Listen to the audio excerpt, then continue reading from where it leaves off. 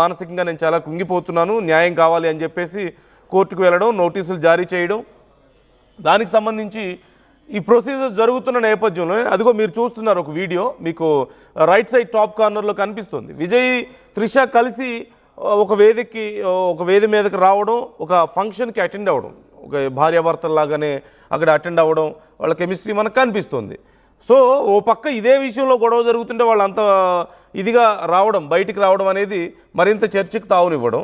అదే సమయంలో త్రిష ఒక స్టేటస్ని పెట్టడం, ప్రపంచం అంతా మన గురించి నెగిటివ్గా మాట్లాడినా అవసరమైతే ఫైట్ చేస్తాను, నా సపోర్ట్ నీకు ఎప్పుడూ ఉంటుంది అన్నట్లుగా విజయ్కి మద్దతుగా ఒక పోస్ట్ పెట్టడం. ఆ తర్వాత విజయ్ పార్టీ సమావేశంలో, మహిళా దినోత్సవం సందర్భంగా జరిగినటువంటి ఒక సమావేశంలో, నేను చూసుకుంటాను ఈ పర్సనల్ విషయాలన్నీ, వీటి గురించి మీరు బాధపడడం కరెక్ట్ కాదేమో, మీరు పార్టీ గురించి, పార్టీ తరపున ఇప్పుడు అధికారంలో ఉన్న వాళ్ళ మీద ఎలా ఫైట్ చేయాలి, ప్రజలకు జరుగుతున్నటువంటి ప్రజల సమస్యల మీద ఎలా ఫైట్ చేయాలనే దాని గురించి మీరు ఆలోచించండి, నా పర్సనల్ విషయాలు ఎలా చూసుకోవాలో నాకు బాగా తెలుసు అన్నట్లుగా కొంచెం చురకలు అంటిస్తూనే తమ కార్యకర్తలకి ఒక మెసేజ్ని ఇవ్వడం, ఇవన్నీ మనం చూస్తున్నాం. సో ఓవరాల్గా విజయ్ ఒక డిఫికల్టీస్ని ఫేస్ చేస్తున్నారు అని, ఈ డిఫికల్టీస్ నుంచి ఈజీగా బయటపడాలంటే బీజేపీ సపోర్ట్ ఉంటే బాగుంటుంది, రాజకీయ భవిష్యత్తు కూడా బాగుంటుంది, కాబట్టి బీజేపీతో విజయ్ కనెక్ట్ అయితే బాగుంటుందన్న ప్రయత్నాలు జరుగుతున్నాయని చర్చ జరుగుతున్న సందర్భంలో మరోవైపు టీవీకే నుంచి అండ్ బీజేపీ నుంచి కూడా ఈ విషయంలో క్లారిటీ వచ్చినట్లుగా కనపడుతుంది.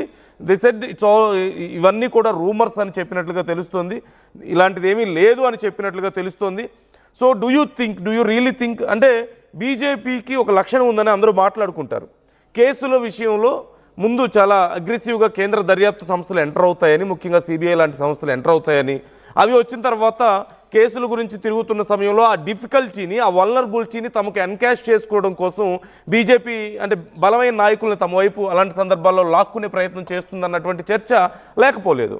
అండ్ ఇప్పుడు విజయ్ ఆల్రెడీ ఫ్యామిలీ ఇష్యూస్, ఈ డివోర్స్కి సంబంధించిన ఇష్యూస్ నడుస్తూ, అలాగే ఇప్పుడు త్రిష అందులో ఇన్వాల్వ్ అయ్యారని చెప్పి ఇంత పెద్ద గందరగోళం నడుస్తూ, అంటే అప్పటి వరకు చాలా క్లియర్గా సాఫీగా లక్షల మంది ప్రజలు తన సభలకి అటెండ్ అవుతున్నటువంటి సమయంలో ఒక్కసారిగా ఈ ఇష్యూస్ రావడంతో విజయ్ రాజకీయ భవిష్యత్తుకి కొంత మరకంటిందని, దీనివల్ల కొంచెం నష్టం జరుగుతుందని ఇలాంటి చర్చలు జరుగుతున్నటువంటి సమయంలో, అంటే ఒక సైకలాజికల్గా ఒక కన్ఫ్యూజ్డ్ స్టేట్లో ఉన్న సమయంలో బీజేపీ ఇప్పుడు ఎంటర్ అవుతుంది, ఖచ్చితంగా ఇంటర్నల్గా ఏవో డిస్కషన్స్ జరుగుతున్నాయని ఒక పెద్ద చర్చ తెర మీదకి రావడాన్ని మనం పూర్తిగా కొట్టేయలేం, ఖచ్చితంగా కొట్టేయలేం.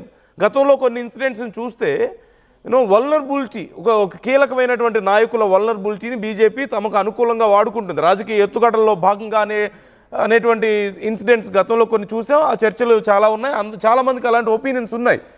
సో అందువల్ల ఇప్పుడు జరుగుతున్నటువంటి చర్చలకి, ఇప్పుడు వస్తున్నటువంటి ఈ కైండ్ ఆఫ్ ఒక బీజేపీకి టీవీకేకి కనెక్ట్ చేసి ఒక చర్చ రావడానికి కూడా ఇదే కారణం అయిందా? నిజంగా చర్చలు జరగడం లేదని బీజేపీ టీవీకే చెప్పినప్పటికీ కూడా there is a chance, there might be some chances అన్నట్లుగా ఎందుకని ఆలోచించకూడదు, ఎందుకని చర్చించకూడదు అనే ప్రశ్నలు కూడా ఇక్కడ వస్తాయి. So try to comment your opinions. మీ అభిప్రాయాలు ఏంటి ఈ విషయంలో, మీ ఒపీనియన్స్ ఏంటి? నిజంగా బీజేపీ ఎక్స్పెక్ట్ చేస్తుందా? ఎందుకంటే ఓవైపు బీజేపీ అన్న డిఎంకేతో కలిసి వెళ్ళడం, డిఎంకే చాలా స్ట్రాంగ్గా ఉండడం, పవర్ఫుల్గా ఉండడం, తమిళనాడులో ఎదుర్కోలేని పరిస్థితి, ఇంకోవైపు కాంగ్రెస్ కూడా ఎదిగే ప్రయత్నాలు చేస్తుండడంతో బీజేపీకి ఒక సపోర్ట్ అవసరం అవుతుంది. ఎలాగైతే ఏపీలో జనసేన టీడీపీతో కలిసి చాలా స్ట్రాంగ్గా అక్కడ ఎస్టాబ్లిష్ చేసుకోగలిగారు కూటమి గవర్నమెంట్ని, అలా ఒక సినిమా గ్లామర్ ఇప్పుడు తమిళనాడు రాజకీయాల్లో సినిమా గ్లామర్ అనేది మిస్ అయింది. ఎందుకంటే డిఎంకే వైపు నుంచి సీఎం కొడుకు ఉన్నప్పటికీ కూడా, ఉదయనిధి ఉన్నప్పటికీ కూడా అంత స్టార్ ఇమేజ్ లేదు. జయలలిత తర్వాత తమిళనాడు రాజకీయాల్లో విజయే ఇప్పుడు, అంటే రజనీకాంత్ వస్తారనుకున్నారు, రాలేదు, కమల్ హాసన్ వచ్చారు, కానీ ఒక లిమిట్లో ఆయన ఆగిపోయారు, పరిమితం అయిపోయారు, పార్లమెంటుతో ఆగిపోయారు.